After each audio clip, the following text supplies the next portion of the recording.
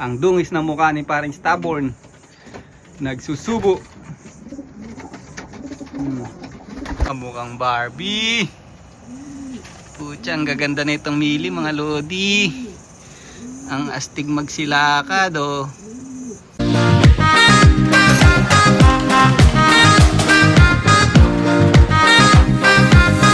So yun mga kalaparin, nakita nyo na naman yung pagmukha ko yan. Napakainit ng panahon. So alas 5 na ng hapon dito yan mga lodi. Nakikita nyo ba yung tatlo na yan? Tingnan nyo naman pumorma mga lodi. Parang mga Barbie. Standing like a military. Yan, tingnan nyo. Buka-buka na yung mga pek-pek. Este yung mga pakpak. Yan mga lodi. So ayan yung tatlong inakay na bagong turo natin mga lodi. Marami tayong pinagsabay-sabay na natin palabasin na nakaraan eh. Oh, ayan, meron pa tayong old bird dito. Ay, ayan yung old bird mga lodi. Tingnan yung old bird mga lodi, mamagicking ko yan mga lodi, pakakawalan ko Ayan asan pa yung iba?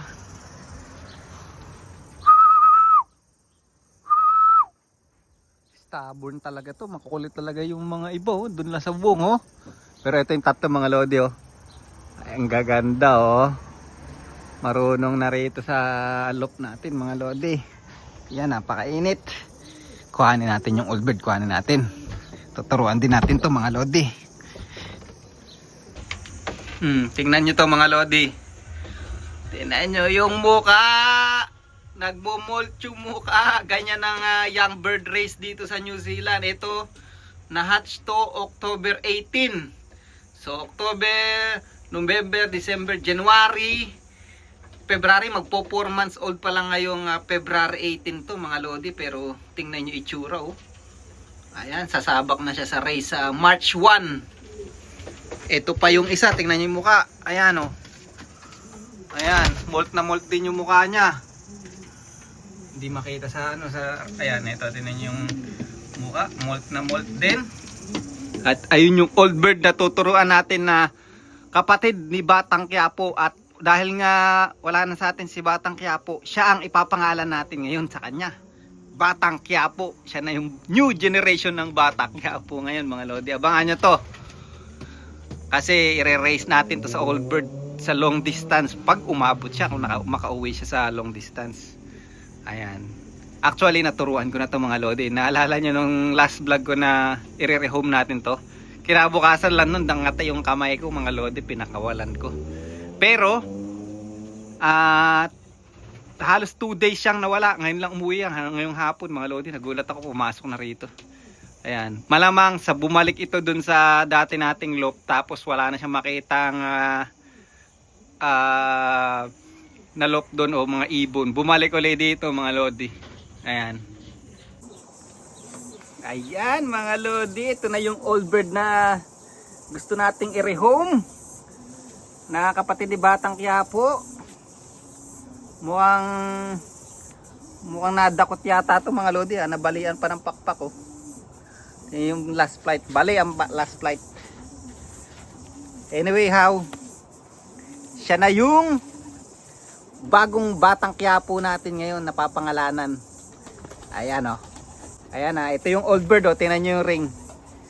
Ayan nakakawala mga lodi Ano ba yan?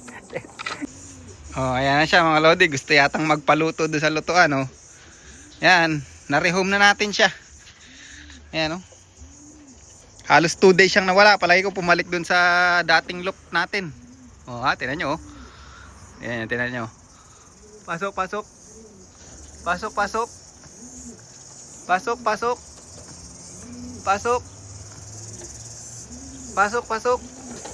Yun kitang-kita nyo naman mga lodi, nag-trapdoor agad. Ito yung mga young bird natin yun mga mukhang Barbie. Pucha, ang gaganda na itong Mili mga lodi. Ang astig magsilakad lalo tong nasa harapan Itong nasa harapan, anak to nung apo ng mga long distance dito. Tapos apo ni paring Stubborn. Ganyan na ganyan tigidig ni paring stubborn dati mga lodi oh. Tapos madumi nung nagmolt na, putya halimaw pala. Ayan oh.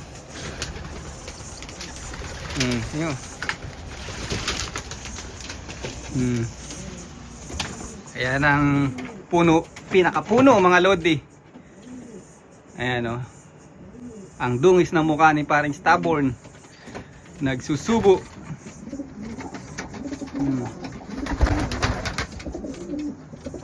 Ayan yung pa isa oh. May young bird dyan doon. Ayan oh. Ayan oh. Grabe ang ganda. Kung kailan niya rin na yung breeding season, saka gumanda yung pagbibreed ng ibon natin. Ayan, ito yung mga stock bird natin. Pinapataba ko lang kasi by August, breeding season na naman. Yan, nanay, tatay ni Kim Cam. Mga lodi. Ayan. Yung tatay ni Kim Cam, ipaparis natin dun. Iibayin natin yung kaparis sa next breeding season. Yan ang blue bar pied na yan. Ayan, blue bar pied.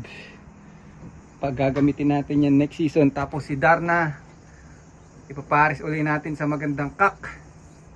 Hanapan natin ng kak yan, baka dun sa 11 times champion na anak ng 11 times champion o apo. Dun natin ipaparis mga lodi. Tapos ito new pair to. Basal yung ano, yung blue bar pied na yun mga lodi. Hindi pa, never pa nag-itlog. Pinagulang ko lang. Nakuha ko yan, young bird pa. 1 month old nung nakuha ko yan nung binili ko mga lodi. Ayan siya ngayon, magulang-gulang na. So kailan ko ba nakuha yan? Last July. Hindi ko na binlag yan eh. Dahil sinisecret ko lang yung bloodline yan. Ayan. Saka natin i-announce yung bloodline niya talaga pag kung halimaw talaga yung bloodline niya, kung mag-perform yung mga anak. Pero medyo may kamahalan din ang pagkabili ko dyan. Ayan. Last July ko binili yan eh. So tamang-tama, this coming August, isang taon na siya mahigit. July, August, oo, isang taon na siya mahigit. Magagamit na natin sa breeding season. Ayan, paparis natin siya dito sa kak na to mga lodi. Kapogi dyan oh. Ayan, poging kak na yan mga lodi. Ayan. Ayan. Yan ang bloodline yan. Ang bloodline nito mga lodi, James Bond ng Australia. Yan mga James Bond ng UK. Ayan. Napakagandang kak. Finisher ng 1,200 km. Pag na-condition ulit ito, ang ganda na itong kak na to eh. Ang ganda maganak tong kak na to mga lodi. Mantakay mo unang pares ko sa kanya dun sa ano, naglabas agad ng mga malalakas na inakay, mga winner natin.